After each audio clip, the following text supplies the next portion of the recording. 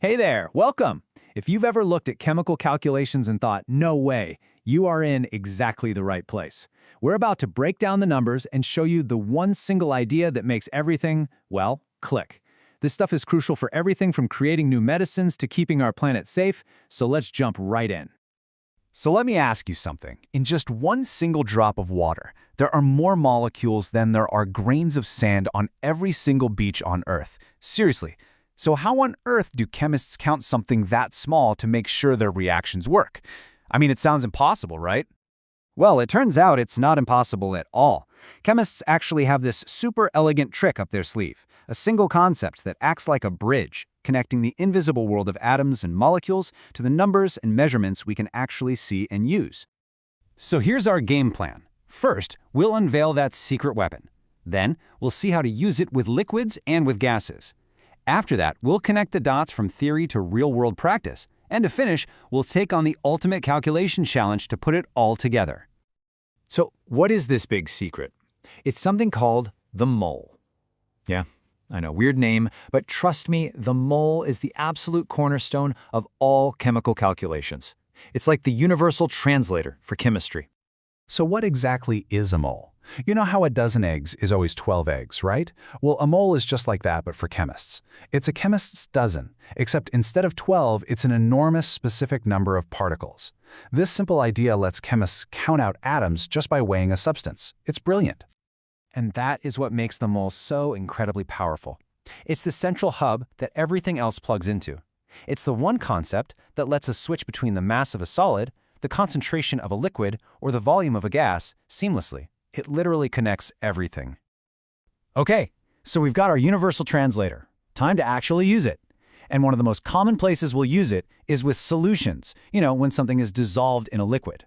And for that, we need to talk about concentration. Concentration is really just a way of saying how much stuff is crammed into a certain amount of liquid, and we measure that stuff in moles. Now, don't get thrown off by that mole dm cubed thing. It just means moles per cubic decimeter, which is basically moles per liter. All it's telling you is how crowded that solution is with particles. And the best part?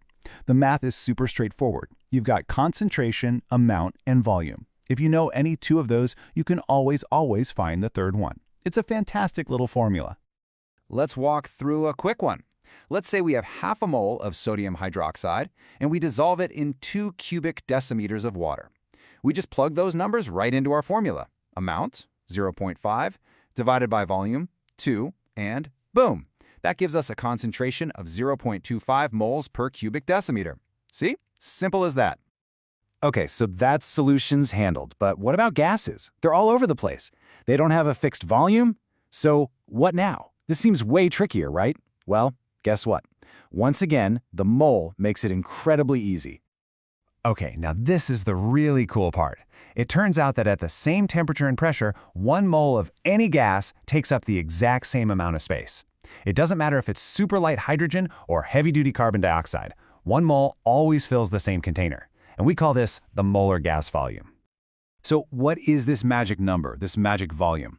It's 24 cubic decimeters, or, 20 liters. You're going to want to tattoo this number on your brain, 24. 1 mole of any gas you can think of, under normal room conditions, is going to fill up a 24 cubic decimeter box.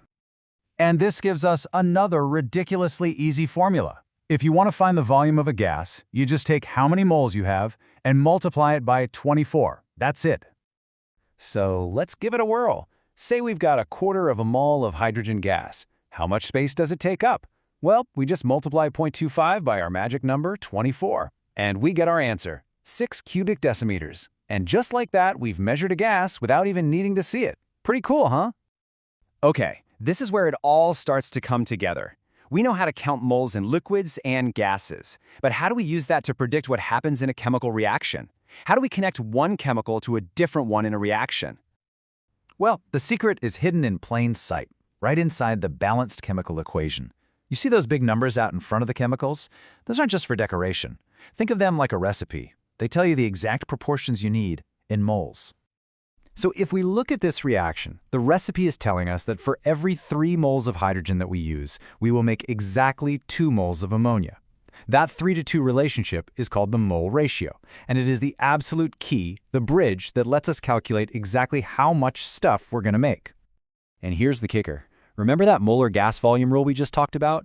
Well, because of that, this ratio doesn't just work for moles, it works for the volume of the gases too. So if 3 moles of hydrogen makes 2 moles of ammonia, that also means 150 cubic centimeters of hydrogen will make 100 cubic centimeters of ammonia. That 3-to-2 ratio holds true for both. All right, deep breath. It's time for the final boss. We're going to tackle a titration calculation. This is a classic chemistry problem, and it's perfect because it forces us to use every single tool we've just learned.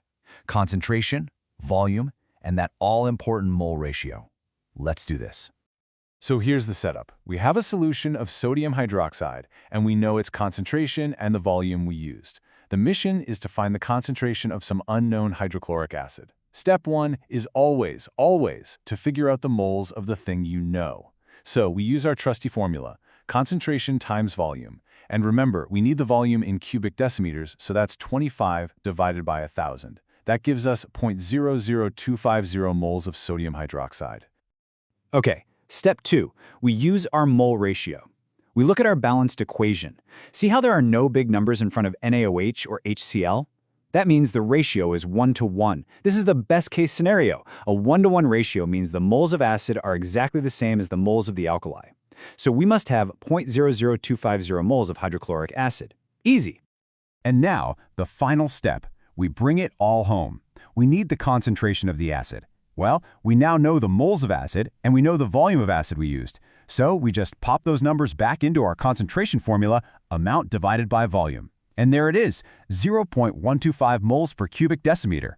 We did it. So, there you have it. From counting invisible particles to predicting exactly what's going to happen in a reaction, the mole is the key that unlocks it all. We've built the full toolkit, from concentration to gas volumes to mole ratios. The only question left is, what will you build with it?